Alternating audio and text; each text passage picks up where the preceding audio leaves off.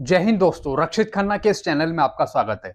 दोस्तों, आज के इस वीडियो में मैं आपको कुछ इंपॉर्टेंट इंफॉर्मेशन दूंगा और दोस्तों कुछ पेंशनर ने कुछ क्वेश्चन भी पूछे हैं, तो उसके आंसर भी आज मैं इस वीडियो में दूंगा। सबसे पहले यहाँ पे क्वेश्चन पूछा है पेंशनर ने, सर मेरा पेंशन जुलाई में स्पर्श में स्थानांतरित हो गया था, यानी स्पर्श में ट्रांसफर कर दिया था।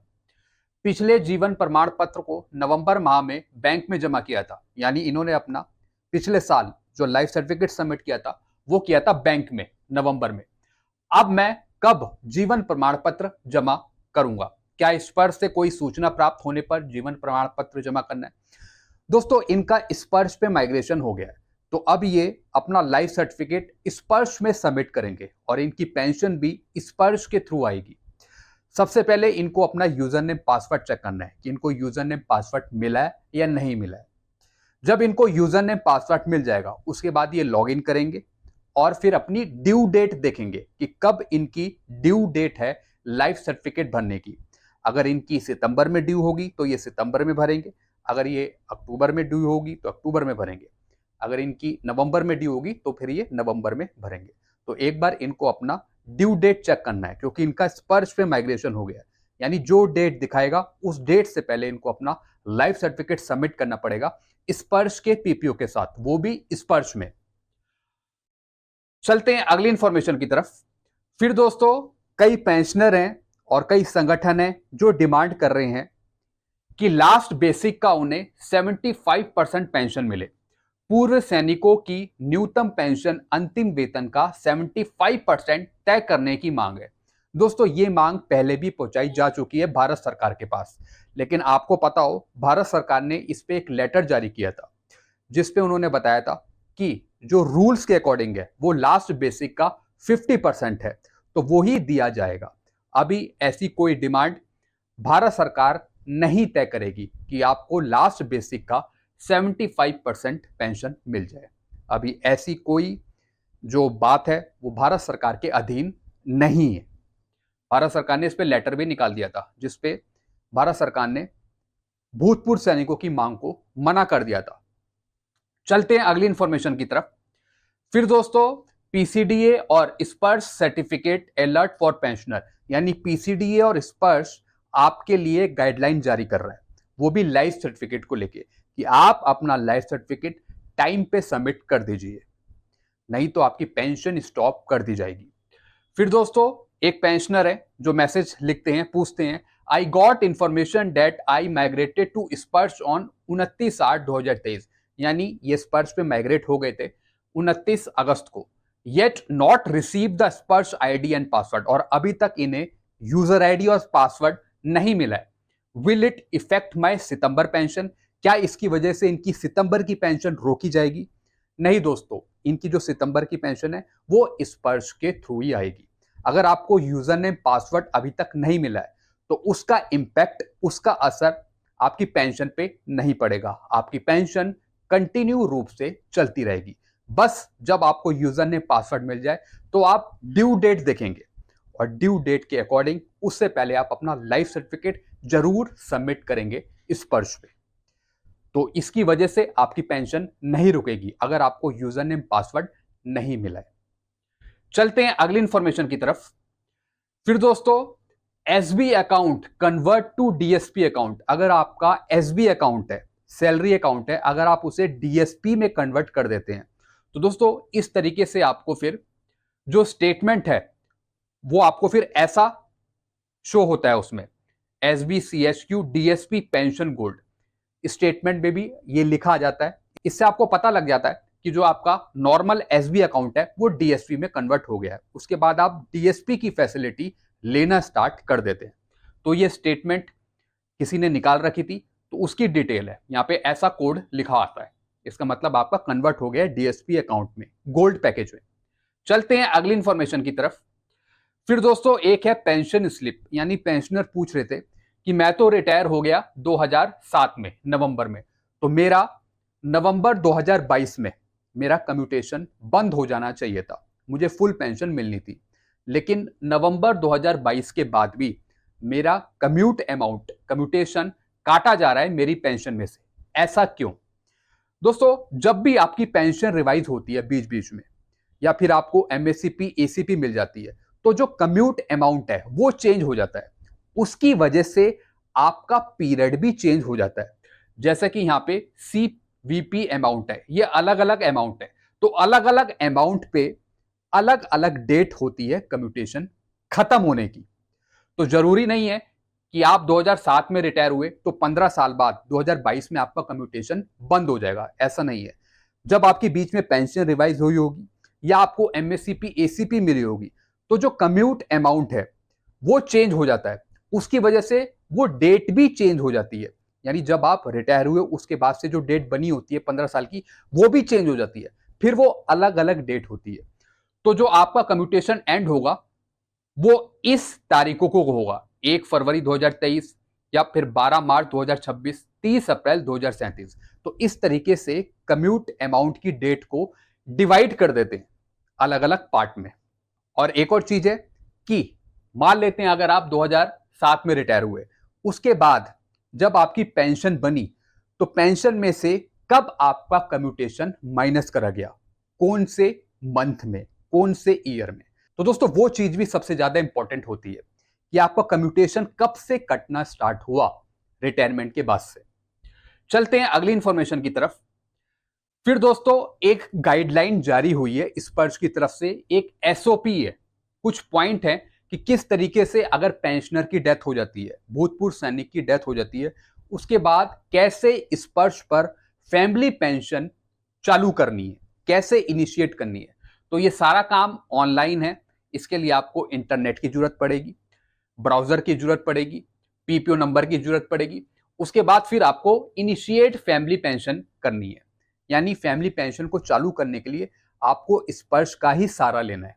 ऑनलाइन सबमिट होगा जिसमें डेथ सर्टिफिकेट भी अपलोड होगा, बाकी जो और डॉक्यूमेंट है वो भी आप अपलोड करेंगे, जो स्पाउस है या फिर वाइफ है जिसकी फैमिली पेंशन चालू करनी है। तो ये पूरी एसओपी है, गाइडलाइन है, आप ये मेरे से ले सकते हैं। चलते हैं अगली इंफॉर्मेशन की तरफ। फिर दोस्तों government of India department of pension and pensioner welfare की तरफ से एक गाइडलाइन जारी हुई है, एक एसओपी जारी हुई है उन पेंशनर के लिए जो अपना लाइफ सर्टिफिकेट सबमिट करना चाहते हैं घर बैठे ही फेस ऑथेंटिकेशन के थ्रू। तो इसमें पूरी डिटेल दे रखी है, पूरे पॉइंट दे रखे हैं कि किस तरीके से 70 लाख पेंशनर घर बैठे ही अपना लाइफ सर्टिफिकेट सबमिट कर सकते हैं फेस आरडी के थ्रू। एक एप्लीकेशन है face RD, Google play store पे या फिर आपको नेट पे मिल जाएगी। उसके बाद आप घर बैठे ही अपना फेस दिखाकर आप अपना लाइफ सर्टिफिकेट सबमिट कर सकते हैं घर बैठे ही, आपको कहीं जाने की जरूरत नहीं पड़ेगी। दोस्तों ये गाइडलाइन है, पूरी एसओपी है department of pension and pensioner welfare की तरफ से, आप ये मेरे से ले सकते हैं। चलते हैं अगली इंफॉर्मेशन की तरफ। फिर दोस्तों जैसा आपको पता है रेवाड़ी में एक आंदोलन हुआ था, एक रैली हुई थी जिसमें परमवीर चक्र विजेता कैप्टन योगेंद्र यादव जी ने कहा कि 1 रैंक 1 पेंशन कोई भीख नहीं है जो हम सरकार से मांग कर रहे हैं, मतलब 1 रैंक 1 पेंशन जवानों का हक है। तो भारत सरकार ओआरओपी की गलतियों को सुधारे, अगर नहीं सुधारती तो फिर हम और आगे आंदोलन करेंगे। हमारा जो संगठन है बहुत ही मजबूत है। सरकार या तो समय रहते जाग जाए, अन्यथा पूर्व सैनिकों की हुकार सोई हुई सरकार को जगाना बखूबी जानती है। या तो गलतियां सुधारे, नहीं तो हम बहुत कुछ कर सकते हैं। हम जानते हैं किस तरीके से सरकार को जगाना है।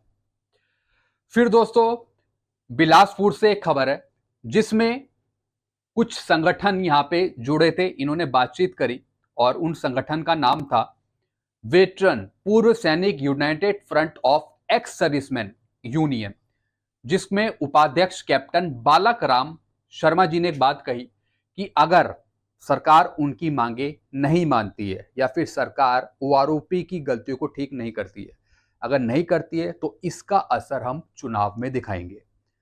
हम वोट पर चोट जरूर मारेंगे भारत सरकार को अगर हमारी मांगे नहीं मानी जाती है। तो ये खबर निकल के आई थी बिलासपुर से। 1 रैंक 1 पेंशन विसंगति दूर नहीं हुई तो चुनाव में हम बदला लेंगे। दोस्तों आप भी नीचे कमेंट करके बताइएगा कि अगर आपकी मांगे नहीं मानी जाती हैं तो आप क्या करेंगे, क्या आप वोट पर चोट करेंगे, क्या करेंगे, आप अपने विचार कमेंट बॉक्स में रखिए। चलते हैं अगली इंफॉर्मेशन की तरफ। फिर दोस्तों एक पेंशनर है जिन्होंने लिखा, पूछा, dear mister Khanna, I submitted my life certificate on 15 September in Sparsh portal. इन्होंने अपना लाइफ सर्टिफिकेट सबमिट करा 15 सितंबर को स्पर्श पे। A message came saying that it has been successfully submitted, और ये मैसेज भी आया कि आपका जो लाइफ सर्टिफिकेट है वो सक्सेसफुली सबमिट हो गया है। बट जो नोटिफिकेशन है वो रेगुलरली इनके पास आ रहा है कि आप अपना लाइफ सर्टिफिकेट सबमिट करें। दोस्तों अगर आप अपना लाइफ सर्टिफिकेट सबमिट कर देते हैं स्पर्श पे और बाद में आपको नोटिफिकेशन भी आते हैं कि आप दोबारा लाइफ सर्टिफिकेट सबमिट करें, तो आपको दोबारा सबमिट करने की जरूरत नहीं है लाइफ सर्टिफिकेट। आपको एक ही बार सबमिट करना है लाइफ सर्टिफिकेट और उसका आप स्टेटस चेक करते रहिए। अगर आपने जीवन प्रमाण के थ्रू सबमिट किया है तो जीवन प्रमाण आईडी आपको मिल जाती है, वो डाल के आप चेक कर सकते हैं कि जो आपने अपना लाइफ सर्टिफिकेट सबमिट किया वो सक्सेसफुली सबमिट हुआ है या नहीं हुआ है। या फिर स्पर्श पे लॉगिन करके आप चेक कर सकते हैं, स्टेटस में जाके लाइफ सर्टिफिकेट का जो ऑप्शन है वहां पे जाके आप चेक कर सकते हैं कि जो आपने लाइफ सर्टिफिकेट सबमिट किया पहले वो सक्सेसफुली सबमिट हुआ है या नहीं हुआ है। लेकिन आपको दोबारा सबमिट करने की जरूरत नहीं है, और मैसेज जो है लाइफ सर्टिफिकेट के वो आते रहते हैं। सबमिट कर देते हैं आप सक्सेसफुली, तब भी मैसेज आपको आते रहते हैं कि आप अपना लाइफ सर्टिफिकेट ड्यू डेट से पहले सबमिट करें।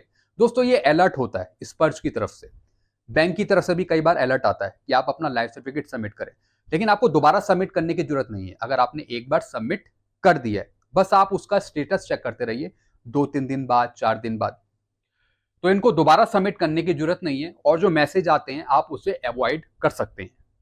चलते हैं अगली इंफॉर्मेशन की तरफ। फिर दोस्तों राष्ट्रीय परिषद जेसीएम की एक स्थायी समिति की बैठक होगी आज, और ये लगभग 12 बजे के आसपास होगी, जिसमें जेसीएम ने कुछ 12 से 13 डिमांड भारत सरकार के सामने रखी है पेंशनर की, जिसमें से कम्यूटेशन की जो डिमांड है कि उसे 15 साल से घटाकर 12 साल कर दिया जाए, तो वो डिमांड भी मौजूद है। बाकी 31/12/2015 तक जो पेंशन आए हैं उनकी पेंशन रिवाइज करने को लेकर भी यहाँ पे डिमांड रखी गई है। और भी कुछ डिमांड है, देखते हैं भारत सरकार इन डिमांडों पर क्या करती है। तो इन्हीं की मीटिंग होनी है सरकारी कर्मचारियों के साथ जेसीएम की, और ये होगी 12 बजे। तो दोस्तों ये मैसेज पास किया था शिवा गोपाला मिश्रा जी ने, जो सेक्रेटरी हैं। तो दोस्तों जेसीएम की जो टीम है वो लगातार पेंशनर के हित में मीटिंग करती रहती है भारत सरकार के साथ। इससे पहले भी मीटिंग हुई थी, वो हुई थी 18 महीने के डीए के एरियर को लेकर, लेकिन भारत सरकार ने उस पर कोई एक्शन नहीं लिया। देखते हैं दोस्तों इस मीटिंग में क्या निकल के आता है और जो पेंशनर की और भी जो डिमांड है उस पर क्या चर्चा होती है जेसीएम की भारत सरकार के साथ। तो इस मीटिंग पे भी हम नजर बनाए रखेंगे और इसका आउटकम देखेंगे कि क्या आया है। चलते हैं अगली इंफॉर्मेशन की तरफ। फिर दोस्तों कुछ एएफटी के डिसीजन हैं पेंशनर के फेवर में, और इसमें अनविलिंग का जो एक मैटर है कि अगर अनविलिंग कर देता है कोई भूतपूर्व सैनिक तो फिर उसे एमएससीपी एसीपी नहीं मिलती। अगर अनविलिंग सर्टिफिकेट वो दे देता है तो फिर उससे एसीपी एमएससीपी नहीं मिलती। लेकिन एएफटी के कुछ जजमेंट है जिसमें पेंशनर्स को एसीपी एमएससीपी का बेनिफिट दिया है जो अनविलिंग कर देते हैं, यानी जो प्रमोशन से इनकार कर देते हैं तो उनको भी एमएससीपी एसीपी का बेनिफिट मिल जाता है। ऐसी दोस्तों एक और निर्णय है एएफटी का, वो है एडिशनल पेंशन का, यानी एडिशनल पेंशन 80 स्टार्टिंग पे ही दिया जाए। जैसी 79 एज खत्म हो जाए तो 80 स्टार्टिंग पर ही 20% एडिशनल पेंशन दी जाए पेंशनर को। तो इसका निर्णय भी एएफटी का ही है। तो एएफटी के निर्णय से जो भी रिजल्ट आते हैं वो पेंशनर्स के फेवर में चले जाते हैं। तो कुछ डिसीजन है जो भूतपूर्व सैनिकों के फेवर में है एएफटी के निर्णय। चलते हैं अगली इंफॉर्मेशन की तरफ। फिर दोस्तों एक लेटर जारी हुआ है government of India ministry of defence की तरफ से केंद्रीय सैनिक बोर्ड के द्वारा 18 सितंबर 2023 को submission of application for renewal of penury orphan 100% disable child grant, यानी कुछ ग्रांट है जिसमें पेन्युअरी ग्रांट है, अनाथ बच्चों के लिए कुछ ग्रांट है, जो 100% डिसेबल चाइल्ड है उनके लिए कुछ ग्रांट है।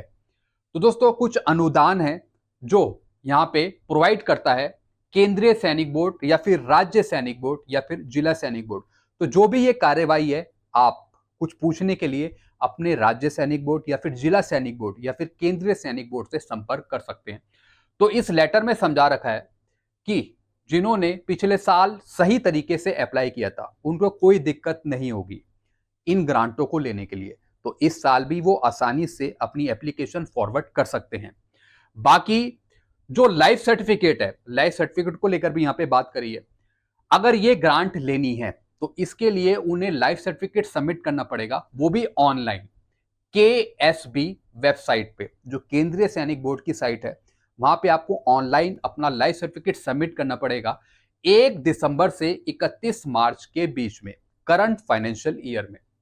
और दोस्तों ये जो लाइफ सर्टिफिकेट है ये मैनुअली सबमिट नहीं होगा, इसके लिए आपको ऑनलाइन सबमिट करना पड़ेगा। ये उनके लिए है जो पेनोरी ग्रांट या फिर ऑर्फन ग्रांट या फिर 100% डिसेबल चाइल्ड ग्रांट लेना चाहते हैं, उनकी मैं बात कर रहा हूं। ग्रांट जो लेना चाहते हैं तो उनको अपना लाइफ सर्टिफिकेट ऑनलाइन ही सबमिट करना है KSB वेबसाइट पे। बाकी अगर किसी एप्लीकेंट की डेथ हो जाती है, किसी पेंशनर की डेथ हो जाती है, तो फिर वीडो भी अप्लाई कर सकती है इन चीजों के लिए, वो भी फाइनेंशियल ईयर के लिए। फिर दोस्तों इसके लिए जो RSB है, राज्य सैनिक बोर्ड है, उन्होंने जिला सैनिक बोर्ड को भी यहां पे इंस्ट्रक्ट करा है, उन्हें भी बताया कि किस तरीके से इस पे कार्यवाही करनी है। तो अगर कोई पेंशनर है जो इन चीजों पे काम करना चाहता है, ग्रांट लेना चाहते हैं, यानी पेनोरी ग्रांट, अनाथ बच्चों के लिए कोई ग्रांट है, अनाथ है कोई, डिसेबल चाइल्ड ग्रांट है, तो इसके लिए आप अपने जिला सैनिक बोर्ड से कांटेक्ट कर सकते हैं। बाकी any applicant who is granted initial sanction in current financial year can apply for renewal for subsequent financial between 1 दिसंबर से 31 March only for uploading his life certificate. जब आप लाइफ सर्टिफिकेट अपलोड कर देंगे तो दोस्तों ऑटोमेटिकली आपकी जो एप्लीकेशन है वो सैंक्शन हो जाती है इन ग्रांटों के लिए। तो दोस्तों यही चीज इसमें समझा रखी थी। बाकी जो राज्य सैनिक बोर्ड है और जिला सैनिक बोर्ड है, ये आपका ऑफलाइन लाइफ सर्टिफिकेट नहीं लेंगे, जो भी ये काम है ऑनलाइन ही आप इसे सबमिट करेंगे। बाकी अगर आप लाइफ सर्टिफिकेट 31 मार्च तक सबमिट नहीं करते तो फिर जो राज्य सैनिक बोर्ड है, जिला सैनिक बोर्ड है, वो आपके लाइफ सर्टिफिकेट को अप्रूव नहीं करेंगे, आपका लाइफ सर्टिफिकेट वो अप्रूव नहीं करेंगे अगर आप 31 मार्च तक अपना लाइफ सर्टिफिकेट नहीं देते हैं। अगर उसके बाद देते हैं 31 मार्च के बाद, तो आपका जो लाइफ सर्टिफिकेट है वो अप्रूव नहीं होगा और जो ये एप्लीकेशन है वो भी रिजेक्ट हो जाएगी। बाकी ये इंस्ट्रक्ट करा है, यहाँ पे बताया है राज्य सैनिक बोर्ड को और जिला सैनिक बोर्ड को। बाकी जो राज्य सैनिक बोर्ड है, जिला सैनिक बोर्ड है, उनसे ये रिक्वेस्ट करी गई है कि जितनी भी पेंडिंग एप्लीकेशन है मैरिज ग्रांट के लिए, उसका जो भी काम है वो आप जल्दी देखें, जल्दी से जल्दी उसे कंप्लीट करें। तो दोस्तों इसमें मैरिज ग्रांट भी है जो दी जाती है। बाकी ये जो लेटर है हर एक को फॉरवर्ड करा जा चुका है। तो दोस्तों ये कुछ इंफॉर्मेशन थी जो मैंने आपके साथ शेयर करी। आई होप काफी इंपॉर्टेंट इंफॉर्मेशन होगी आपके लिए। वीडियो आपको अच्छा लगता है, इस वीडियो को आप लाइक करें और इस चैनल को आप सब्सक्राइब कर सकते हैं। बाकी वीडियोस को आप शेयर करिए ज़्यादा से ज़्यादा। तब तक के लिए दोस्तों मैं वीडियो यही एंड करता हूँ। Thank you so much.